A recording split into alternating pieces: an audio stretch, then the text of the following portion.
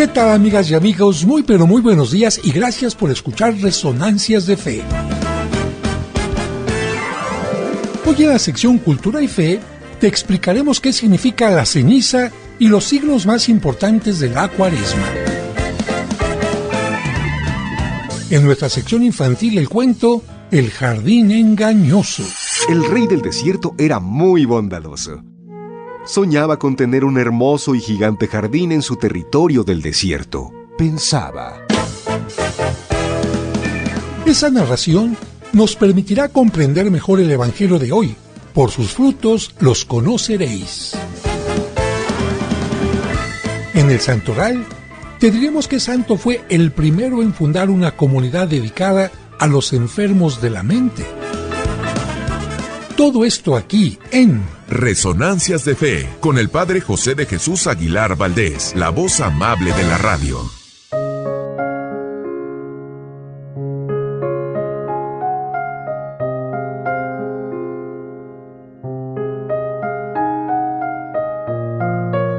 La esencia del perdón. Uno de los soldados de Napoleón cometió un crimen. La historia no cuenta cuál, y fue condenado a muerte.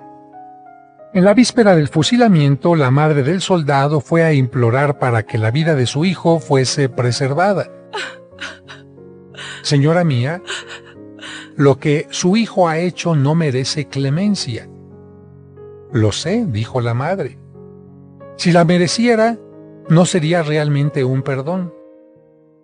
Perdón es la capacidad de ir más allá de la venganza o de la justicia. Al escuchar estas palabras, Napoleón conmutó la pena de muerte por el exilio.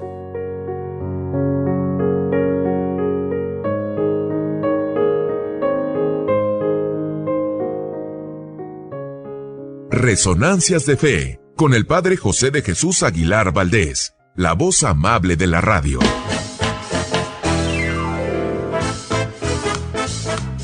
Muchas gracias por escucharnos y por ser parte importante de este programa que hacemos para ti con mucho cariño. Y como cada domingo le agradecemos a Dios por el don de la vida y le pedimos por ti y por cada uno de los tuyos, especialmente por los enfermitos o por quienes pasan por algún mal momento. Que Dios les llene de bendiciones. Y además de agradecer tu atención, quiero agradecer la presencia de mis colaboradores. En la producción, Sergio Enríquez Morín, y compartiendo micrófonos, nuestros invitados de hoy en las secciones del Santoral y Cultura y Fe, Raúl Mauricio Hernández, Salvador Romero y Bernardo Espadas. ¿Qué tal, amigas y amigos? Espero que estén pasando un maravilloso domingo, o bien que si hay algún problema, se tomen de la mano de Dios para, juntamente con Él, enfrentar cualquier adversidad. Y miren, amigos, cómo va pasando el tiempo, y estamos ya en vísperas de que comience la Cuaresma. Sí, el próximo miércoles será ya el inicio de la Cuaresma, y por eso en este programa te vamos a hablar de esto, porque hay muchas personas que simplemente se ponen ceniza, pero les preguntas por qué se la puso, qué significa, y dicen, pues nada más, como aquel personaje que salía allá en la televisión. Un saludo a nuestros amigos y amigas transportistas, a quienes manejan un Uber, un taxi, un camión y por supuesto a los traileros de México y de Estados Unidos. Y así como ellos llevan con mucho cuidado una carga valiosa e importante, también nosotros en este programa vamos a tratar de cargar con buenas noticias, con palabras del Evangelio y sobre todo con mucha cultura religiosa. Y para hacerlo, vamos a empezar con el cuento. Es momento de escuchar el cuento para entender el Evangelio, escrito por el Padre José.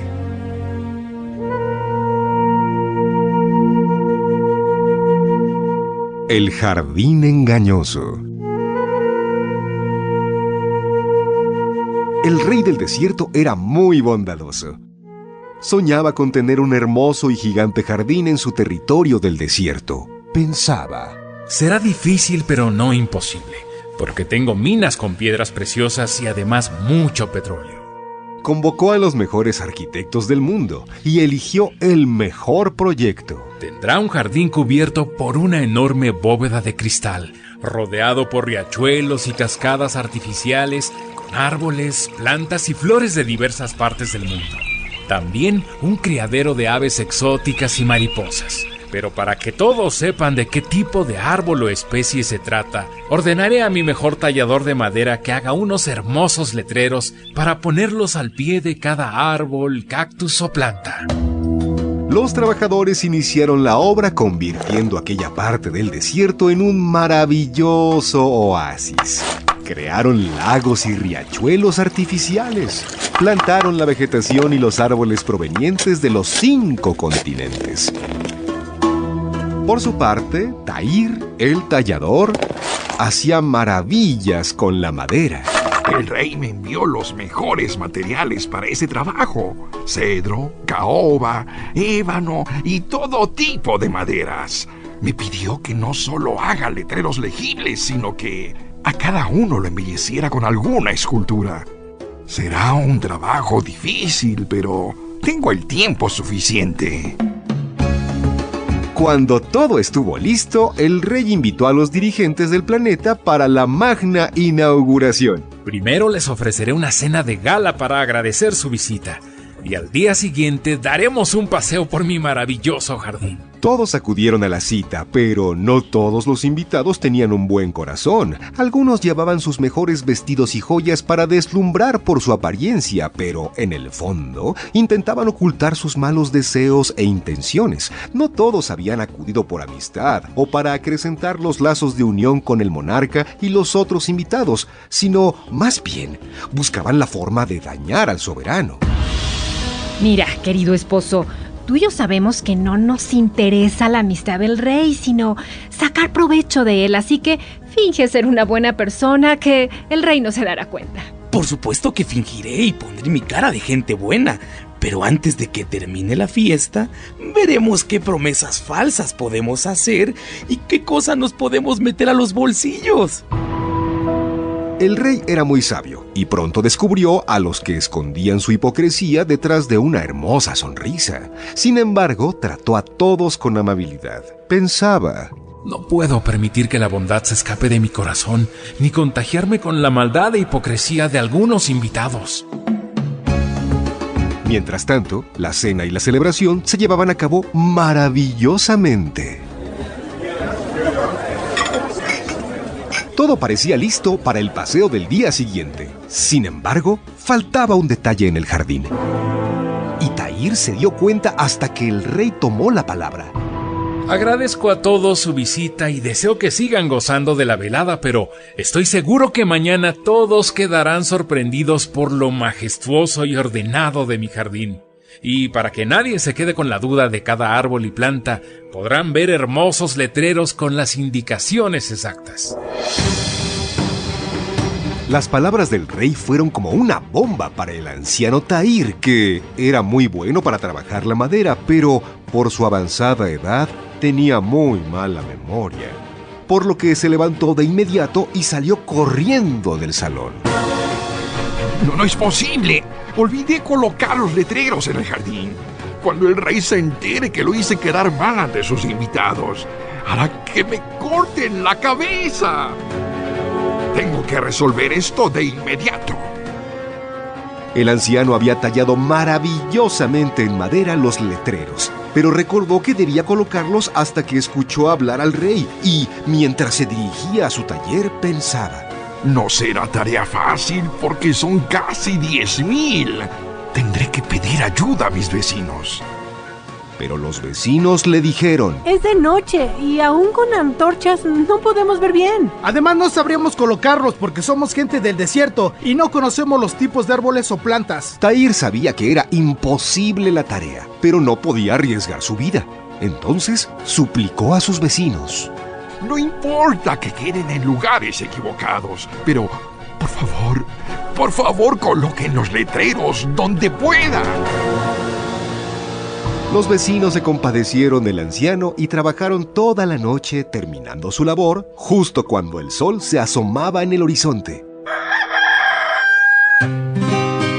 Cuando el rey y sus invitados llegaron al lugar, se quedaron admirados por la vegetación exuberante, la estructura de cristal, los ríos, cascadas y peces de los estanques.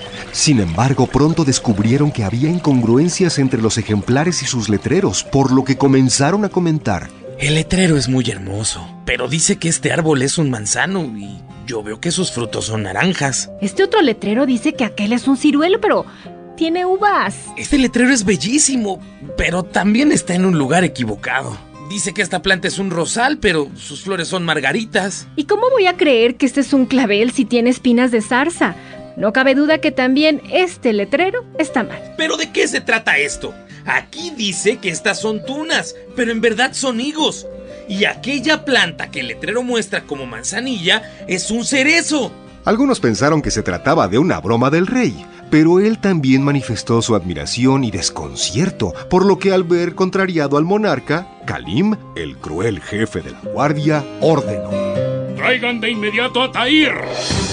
Pagará con su vida por no haber cumplido las órdenes reales. Pronto encontraron los guardias al anciano y lo presentaron en palacio. El anciano reconoció su olvido y aceptó que los letreros estaban en lugares incorrectos, por lo que Kalim ordenó inmediatamente que lo ejecutaran. ¡Mereces la muerte! Esto servirá de escarmiento para que nadie se atreva a desobedecer al rey. Afortunadamente el rey bondadoso se opuso a la ejecución, perdonó a Tahir y aprovechó lo sucedido para decir a sus invitados: Aunque los letreros son muy hermosos por su tallado, no lograron engañarnos. Y así sucede con la vida. Hoy se cumplieron las palabras de Cristo que, en cierta ocasión, dijo: los árboles se conocen por su fruto y no por su apariencia. Con esas palabras, Él nos alentó para ser sabios y no caer en el engaño ante las actitudes de los humanos. Solo los de corazón generoso pueden dar frutos abundantes. En cambio, los de corazón pobre y egoísta, aunque vistan con lujos y muestren bondad aparente, no pueden dar frutos porque Dios no vive en ellos. Y concluyó diciendo: Dios nos recuerda que los humanos, todos ustedes y yo, somos más valiosos que este hermoso jardín. Yo he tratado de ser siempre bondadoso, pero también los invito a ustedes a que sean sinceros y no engañen con apariencias o un falso letrero de bondad, porque Dios, que conoce perfectamente a cada ser humano, no nos juzgará por apariencias, sino por nuestros frutos. Él nos ha colocado en el hermoso jardín de la tierra, pero un día nos llamará a su presencia.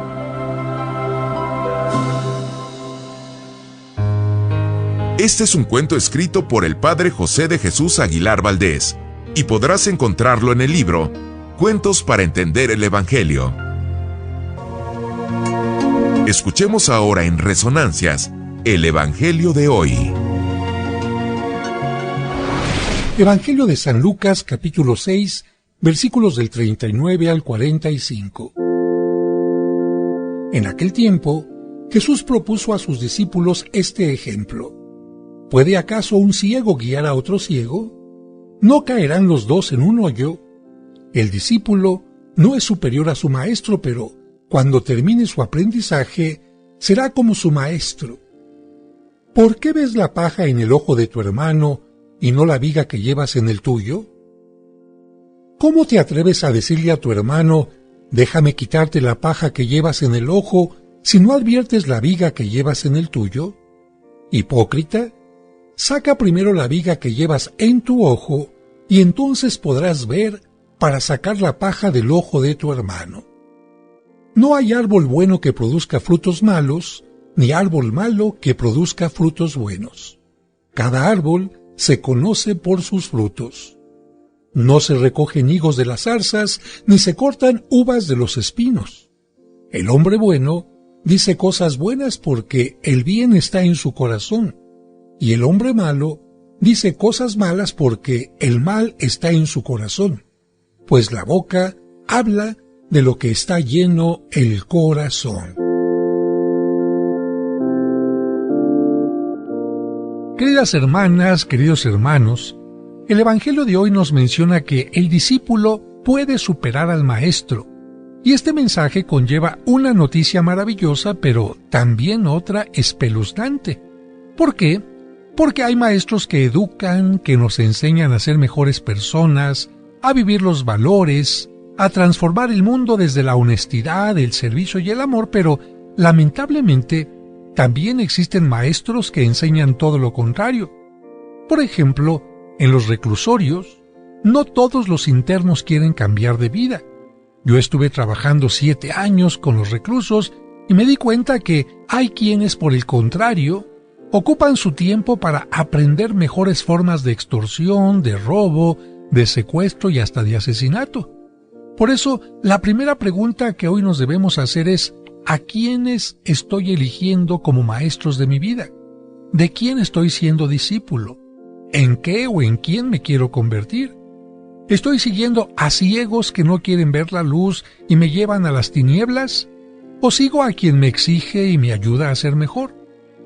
Otro punto de reflexión es que un verdadero maestro siempre tiene la humildad necesaria para seguir aprendiendo, porque reconoce que no lo sabe todo.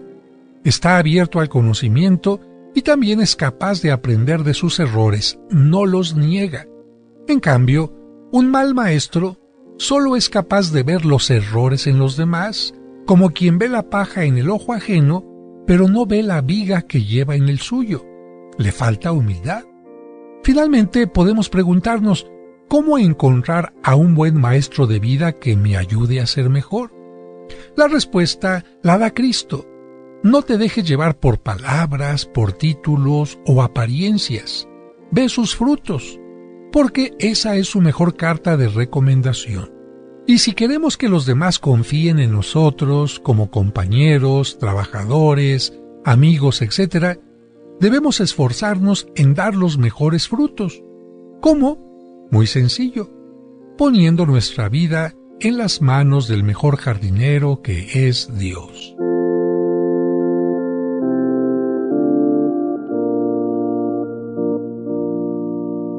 Y listo el equipo para hablar de los santos y santas de la semana. Ellos son los hombres y las mujeres que han cumplido fielmente los ideales de Cristo. Escuchemos en Resonancias de Fe, el Santoral de la Semana.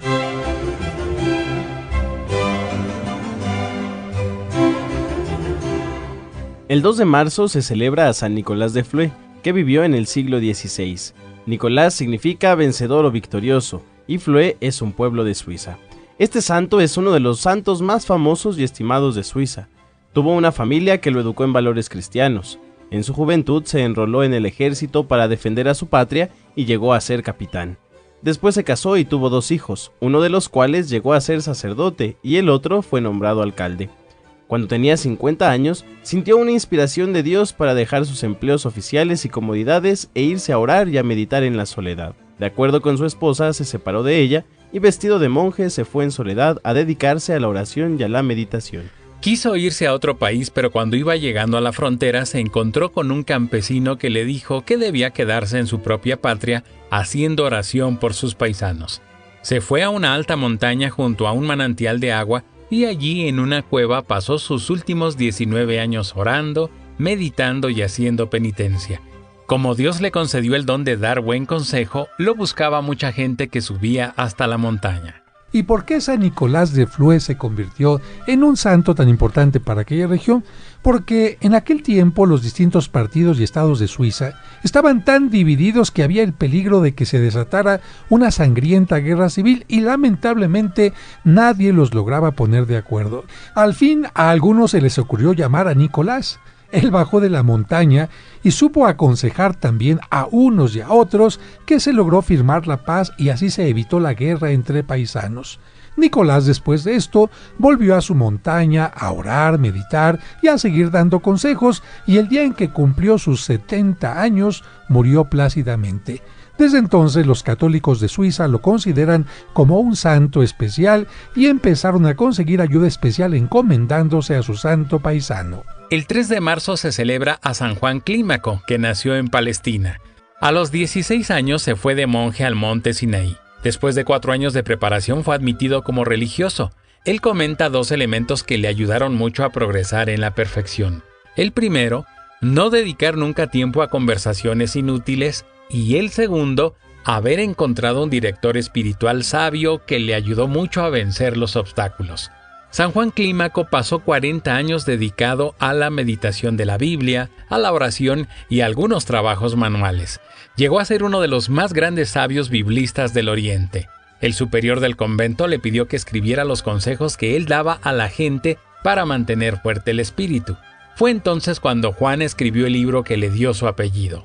Este libro se llamó Escalera para subir al cielo, y en griego se dice Clímaco. El libro llegó a ser inmensamente popular y sumamente leído en la Edad Media. El 4 de marzo se celebra a San Casimiro de Polonia del año 1484. En polaco, Casimiro significa el que impone la paz. Casimiro nació en 1458 en Cracovia. Fue el tercero de los 13 hijos de Casimiro, rey de Polonia, e Isabel, hija del emperador de Austria. Es interesante mencionar que muchos santos han salido de familias muy numerosas. Además de la educación que le dieron sus padres, Casimiro tuvo 2 maestros que eran muy buenos educadores. Aunque era hijo del rey, vestía muy sencillamente, sin ningún lujo, comía austeramente y se esforzaba por no tomar licor.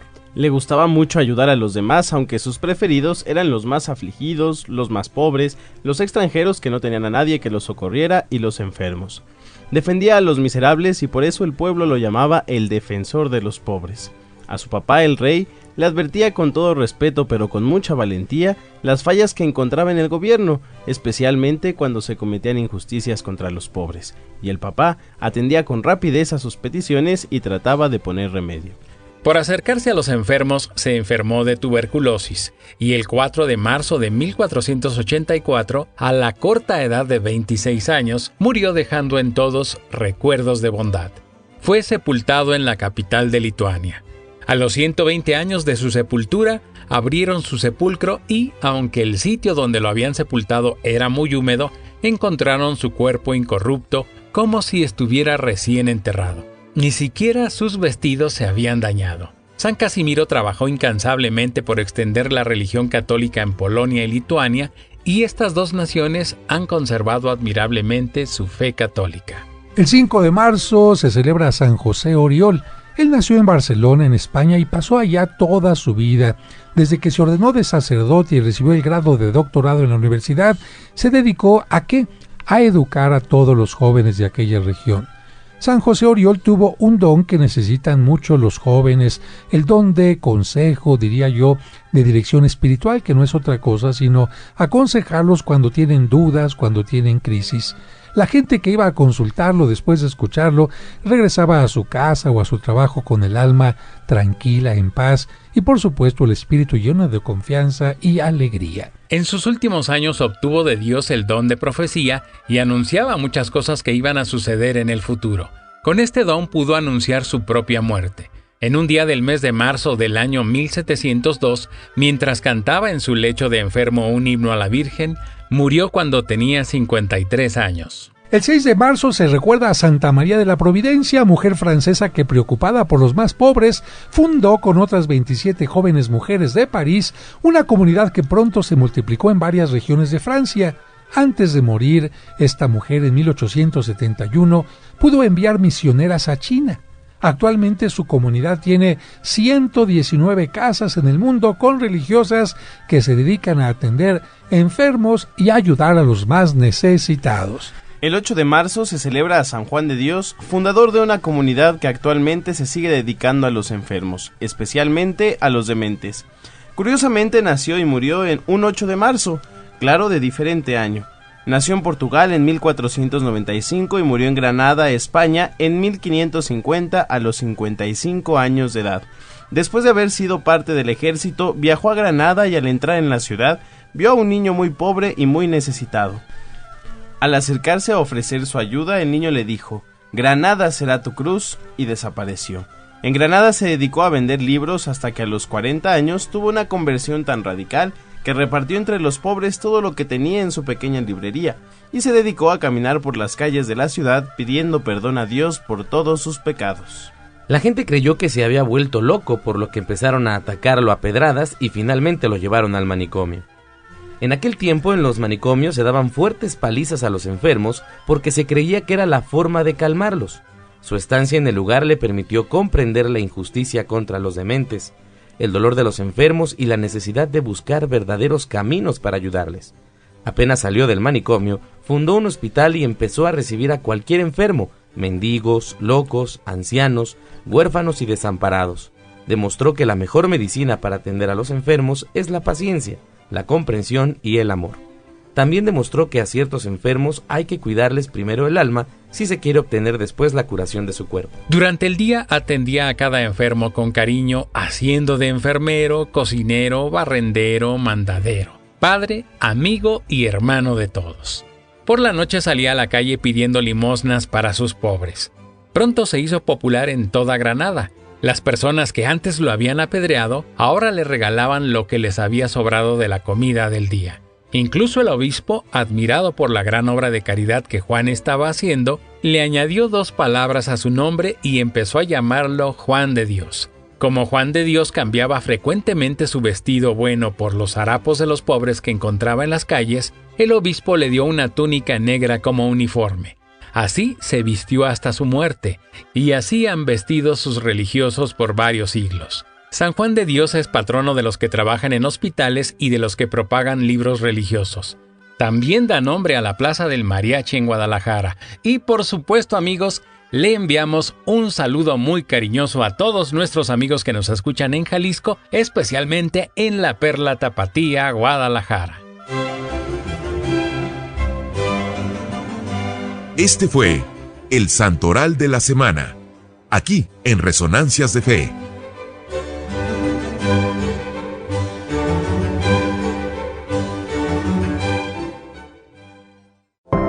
Esta es nuestra sección, Cultura y Fe.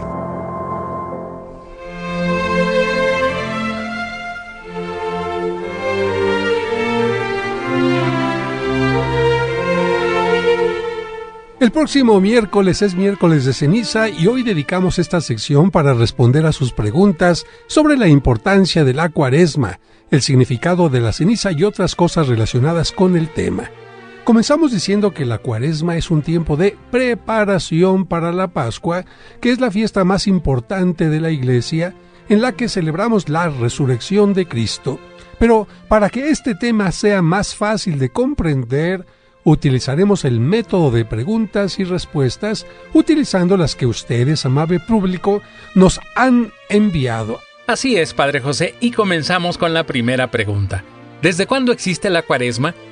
Casi desde los inicios del cristianismo. En un principio el tiempo de preparación tuvo variantes, pero finalmente quedó en 40 días. Y otra pregunta que podría surgir, ¿por qué 40 días? Bueno, pues porque en la Biblia el número 40 significa tiempo de preparación. Así lo podemos ver, por ejemplo, en los 40 días del diluvio, los 40 días que estuvo Moisés en el monte Sinaí, los 40 años que pasó el pueblo de Israel en el desierto y sobre todo los 40 días que Cristo estuvo en el desierto antes de comenzar a predicar. Así que el número 40 nos recuerda que estamos en un tiempo de preparación para algo importante. Y del número 40 se derivó el nombre Cuaresma. Y una pregunta también que es muy importante, ¿por qué la Cuaresma se mueve de fecha y no tiene una fecha fija? Bueno, pues ni la Pascua ni la Cuaresma tienen fecha fija. La Pascua o Resurrección de Cristo están relacionadas con el calendario agrícola y la primavera. Para calcular su celebración se toma en cuenta al sol y a la luna. La Pascua se celebra el domingo de la primera luna llena de primavera. Una vez encontrada la fecha de Pascua, se cuenta hacia atrás 40 días. Sin contar los domingos, y así se encuentra la fecha del inicio de la Cuaresma, el miércoles de ceniza. Así que amigos, ¿por qué varía este tiempo de Cuaresma? Recuerden, porque la Pascua se celebra la primera luna llena de primavera y esto es lo que hace que las cosas vayan teniendo forma. Cuento la luna primera llena de primavera, 40 días hacia atrás, como dijiste muy bien, Bernardo, sin contar los domingos, y así llegué al miércoles de ceniza. La siguiente pregunta ¿es suficiente con ponerse ceniza en la cabeza para cumplir con la Cuaresma? No, no es suficiente. La ceniza es un signo de compromiso de ser mejor y dejar atrás lo malo. Concretamente, ¿qué dice la Biblia sobre la ceniza? Miren, el libro de Jonás nos dice que las personas que estaban arrepentidas por sus pecados colocaban su rostro cerca de la tierra, se ponían ceniza en la cabeza e incluso solían utilizar una vestimenta burda llamada sayal. Por eso la ceniza, de acuerdo a este libro de Jonás, significa que estamos arrepentidos de nuestros pecados. Es un signo de compromiso, de cambio y de conversión. Además significa que haremos el esfuerzo, nuestro mejor esfuerzo por mejorar. Así que te quede muy claro, la ceniza nos ayuda a recordar que sin Dios el ser humano es como el polvo. Por eso al recibirlo escuchamos la frase, recuerda que polvo eres y al polvo volverás. Afortunadamente, quien está cerca de Dios deja de ser simple polvo y tiene la vida eterna. La ceniza nos ayuda a decirles a los demás que Cristo padeció y murió por nosotros y que por eso también nosotros intentamos vivir sirviendo a quienes nos rodean, entregando la vida por ellos, y si así lo hacemos, seguramente resucitaremos también como Cristo lo hizo. También se puede decir, al momento de recibir la ceniza, arrepiéntete y cree en el Evangelio. Esta siguiente pregunta yo la hacía de pequeño a mi mamá. ¿De dónde se trae la ceniza, mamá? ¿Hay fábricas de ceniza? Y bueno, la respuesta es que no. No hay fábricas de ceniza ni tampoco se vende en las tiendas. La ceniza se prepara en cada parroquia quemando las palmas del Domingo de Ramos del año pasado. También se pueden quemar estampas deterioradas e incluso la ropita del Niño Dios que ya no se va a utilizar. Cada sacerdote quema con mucho respeto esos elementos, luego aplasta muy bien lo que quemó para que quede convertido en polvo, y después de eso se cuela para que solo quede el polvito muy finito, sin pajitas o basuritas. El miércoles de ceniza, antes de usar la ceniza, el sacerdote la bendice. Yo creo que más correctamente se cierne, porque colar es como cuando lleva algo de líquido, ¿no? En cambio cernir, ahí nos imaginamos a las mamás cerniendo la harina para hacer los pasteles, ¿no? Continuamos con la siguiente pregunta, Bernardo. ¿Y por qué se queman las estampitas y la ropita del niño Jesús? Pues porque todos los objetos devocionales que fueron bendecidos no se pueden tirar a la basura así como así, se deben tratar con mucho respeto. Por eso cuando una estampita se rompió, se dobló, se ensució o simplemente se deterioró, ya no representa dignamente a Dios, a la Virgen o a los santos. Si es una obra de arte se debe restaurar. Pero si es una simple estampita o ropa que sirvió para vestir santos y ya no se va a utilizar, se debe quemar y luego sus cenizas se colocan en la tierra. Esto me recuerda a una persona que tiene una Virgen de Guadalupe en su cartera, pero toda llena de mole y de manteca. Pues ya la pobre Virgen de Guadalupe pues olía más a otra cosa que a santidad, ¿no? ¿Cuál es el color propio de la Cuaresma? Una muy buena pregunta, Padre José. Amigos, otro signo de la Cuaresma es el color morado. Ese color significa preparación, transformación y penitencia. Por eso en las misas lo utilizan todos los sacerdotes, incluso el Papa. La Sagrada Escritura menciona, aunque mis pecados sean como el morado, tú los volverás más blancos que la nieve.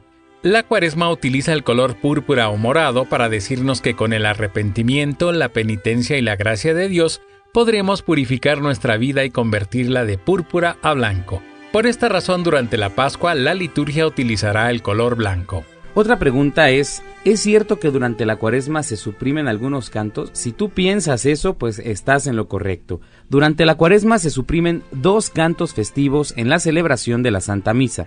El Gloria, que volverá a entonarse hasta la vigilia de Pascua, y también se suprime el canto de Aleluya, que ordinariamente se canta antes de la lectura del Evangelio. En lugar del canto de Aleluya, se canta Honor y Gloria a ti, Señor Jesús. ¿Y para qué se suprimen esos cantos durante la Cuaresma? Simplemente para hacernos entender que la Cuaresma es un tiempo de preparación que nos lleva a una gran fiesta, la Pascua. Los cantos del Gloria y el Aleluya se vuelven a cantar en la celebración de la resurrección de Cristo. Y si se suprimen algunos cantos, pues eso mismo se debe hacer con los adornos y las flores. No es que se prohíban las flores, pero se pide sobriedad y austeridad en la ornamentación. Durante este tiempo de Cuaresma, los altares deberían tener un número reducido de flores y ornamentos para indicar que estamos en un tiempo de preparación, no tiempo de fiesta, tiempo de preparación a la gran fiesta de la Pascua. Y deje explicarle que antes, por esta razón, nadie se casaba o hacía fiestas como bautismos o 15 años durante la Cuaresma, porque las iglesias no podían tener flores. Actualmente, con tantas peticiones de celebraciones de este tipo, bueno, se acepta hacerlas, pero al terminar la ceremonia de 15 años, primera comunión o matrimonio, inmediatamente se deben quitar las flores o adornos y dejar la iglesia en una forma sencilla y austera. Es cierto que durante la Cuaresma tenemos la obligación de comer pescados y mariscos. Las personas no somos mejores simplemente por comer pescado o dejar de comer carne. Amigos, entonces, ¿por qué se comía pescado en la Cuaresma? Lo vamos a explicar un poco más ampliamente. La Cuaresma tiene como características el ayuno y la abstinencia. ¿Pero qué es el ayuno, Raúl? El ayuno se entiende como una comida fuerte al día y 2 muy sencillas. Y pongan mucha atención, amigos. Solo hay 2 días obligatorios de ayuno. Y 2 días nada más. Es correcto, padre, para que la gente salga del error, porque muchos están en ello. Y esos días son el miércoles de ceniza y el Viernes Santo. Bernardo, ¿el ayuno es obligatorio para todas las personas, para todas las edades? No, padre. El ayuno es obligatorio para las personas que tienen más de 18 años y menos de 60. No están obligados a ayunar las personas enfermas o las que tienen una dieta especial. O sea que yo ya me pasé de ese tiempo, ya no estoy obligado, aunque bueno, si deseo hacerlo, puedo unirme a esta intención de muchas personas. ¿Qué es la vigilia? Vigilia es comer pescado. Miren, la iglesia invita a los fieles a que los viernes, por ser el día de la muerte de Cristo, nos alimentemos en forma austera y nos abstengamos de comer carnes rojas. Y aquí viene lo del pescado. Pensemos que en los tiempos antiguos todas las poblaciones estaban muy cerca de ríos, lagos o lagunas. Esto permitía que los pobres, que no tenían un terreno para sembrar o animalitos que domesticar, que los pobres tuvieran que comer. ¿Por qué? Porque ya lo he dicho, no tenían animales para criar ni tampoco campos que sembrar, pero podían acercarse a las aguas y pescar. Por esa razón se consideraba al pescado como el alimento de los pobres. Durante la Cuaresma, la Iglesia no invita a comer pescado, sino a alimentarse en forma sencilla. No se trata de que comamos cosas que no nos gusten, porque hay muchas cosas a base de pescado, huevo o vegetales que son muy sabrosas. ¿Y para qué pide la Iglesia que comamos en forma sencilla o como los pobres? Porque al comer cosas menos costosas podemos ahorrar un poquito y ese poquito que ahorramos debemos dárselo a los pobres. Así, la abstinencia de cosas costosas nos permite ayudar a los necesitados. Y aquí puede surgir una pregunta interesante. ¿A partir de qué edad obliga la abstinencia? Alguien va a decir a lo mejor la misma del ayuno. ¿Cuál era la del ayuno? De 18 a 60. ¿Y la abstinencia será igual? No, padre, no es igual. La abstinencia obliga a partir de los 14 años. Aunque es conveniente invitar a los niños a participar de ella. ¿Ya oyeron? Porque alguien va a decir, mamá, yo tengo 8, yo tengo 7 y quiero comer carne. Bueno, yo creo que hay que invitar a que los niños también sean solidarios, ¿no? Así es, padre. Las personas enfermas, eso sí, ellas están exentas de ayuno y abstinencia. Bernardo, ¿la abstinencia o vigilia se puede cambiar por otras cosas? Como diría el buen Chabelo, ¿se puede catafixiar? Así es, padre. La abstinencia de carne se puede cambiar por cosas como dejar de fumar, dejar de tomar alcohol, dejar de ver algún programa de televisión, para platicar con los hijos, hacer una buena obra a favor de los necesitados, leer la Biblia, etcétera. Y recuerden que comer pescado o mariscos muy caros no es cumplir con la vigilia. Así es. Y bueno, a lo mejor algo que sería más difícil que dejar de comer carne. A ver, es la hora de comida. Dejen su tablet, dejen su iPhone apagado y vamos a platicar en familia. Bien, pues ya hablamos sobre la importancia del ayuno y la abstinencia, pero falta hablar de otra característica muy importante de la Cuaresma, y esa es la oración. El diálogo con Dios, porque mediante la oración el espíritu crece y se transforma, y durante el tiempo de la Cuaresma la Iglesia nos propone una oración especial que es el Via Crucis de los viernes, una práctica netamente cuaresmal que puede sustituir el rosario. Y para concluir esta parte, terminamos mencionando otras características importantes de la Cuaresma. Así es, Padre José, en este tiempo de Cuaresma no puede faltar la reflexión. Momentos de silencio o meditación a solas ante el Santísimo Sacramento o en un retiro. Una buena opción son los llamados ejercicios espirituales, en los que se invita a los fieles a una reflexión profunda, a un análisis de la propia vida y a un examen de conciencia. Y otras características de la Cuaresma son el arrepentimiento, la penitencia y el perdón. Por eso se invita a los fieles al sacramento de la reconciliación, y siempre recordamos que durante este tiempo los obispos conceden una gracia especial a todos los sacerdotes para que puedan absolver los pecados que ordinariamente solo pueden absolver los obispos o los sacerdotes penitenciarios, como por ejemplo el aborto. Yo me acuerdo que cuando era niño entraba a la iglesia y de repente veía todas las imágenes cubiertas de color morado. Por eso, una última pregunta. ¿Es obligatorio tapar todas las imágenes de la iglesia con telas de color morado, Bernardo? Bueno, para responderles, les decimos que las imágenes son hermosas y tienen la finalidad pedagógica de acercarnos a Dios. Pero para que durante la Cuaresma no haya nada que nos distraiga, era costumbre taparlas todas para que nuestra mente se concentrara en lo que nos pide la Cuaresma. Y además, como una especie de austeridad y penitencia. Si se quitaron algunos cantos y las flores, también el retirar o tapar las imágenes tenía este sentido. Por eso mismo el Viernes Santo, la cruz entra a la iglesia tapada y se va descubriendo poco a poquito para volver a causar admiración. Pero tapar o no tapar las imágenes se ha vuelto algo opcional. Pero miren, para que entiendan mejor esto de tapar y destapar, es como cuando usted deja de ver a su esposa durante 15 días o 3 semanas o un mes porque tuvo algún problema y regresa y la va a ver más despampanante que nunca. Es como si usted también, papá o mamá, está harto de sus chiquillos, pero de repente se le pierde uno y lo vuelve a encontrar después de un tiempo. ¿Cómo lo va a encontrar? Maravilloso. Así que por esta razón el tapar las imágenes para volverlas a descubrir en una forma increíble. Esperamos que con estas ideas todos nuestros radioescuchas puedan vivir mejor el tiempo de Cuaresma.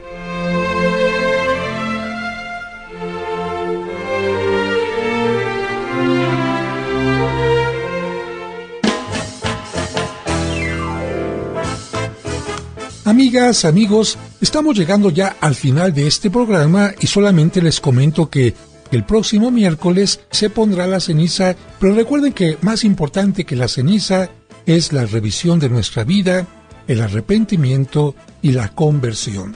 Y como estamos comenzando un nuevo mes, para terminar este programa, los dejamos con el canto a la Divina Providencia. Que Dios les bendiga.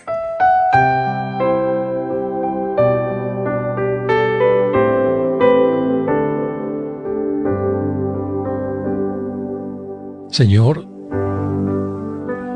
inicia un nuevo mes en nuestro calendario. Ayúdanos a agradecer la oportunidad de vida que nos das, a vivir con alegría y entusiasmo, a bendecirte con tu providencia que nos ayuda a tener casa, vestido y sustento. Ponemos nuestra vida y la de nuestros seres queridos en tus manos. Cuídanos y llénanos de tus bendiciones. Que tu divina providencia se extienda siempre y en cada momento, para que nunca nos falte casa, vestido y sustento.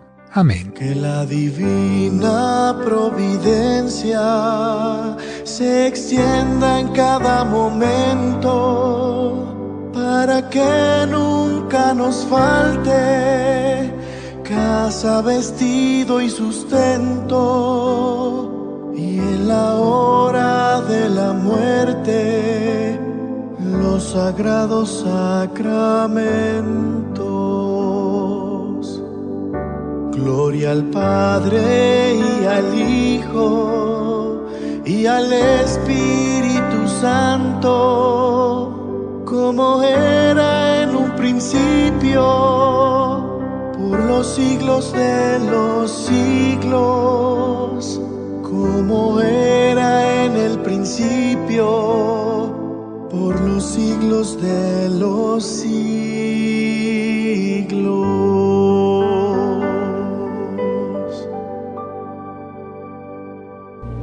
Ahora, tu fe se ha reforzado y tendrás la seguridad y confianza para seguir adelante en la vida. Pero no olvides que la próxima semana te esperamos en este espacio de reflexión para que aprendas más junto con el Padre José de Jesús en Resonancias de Fe.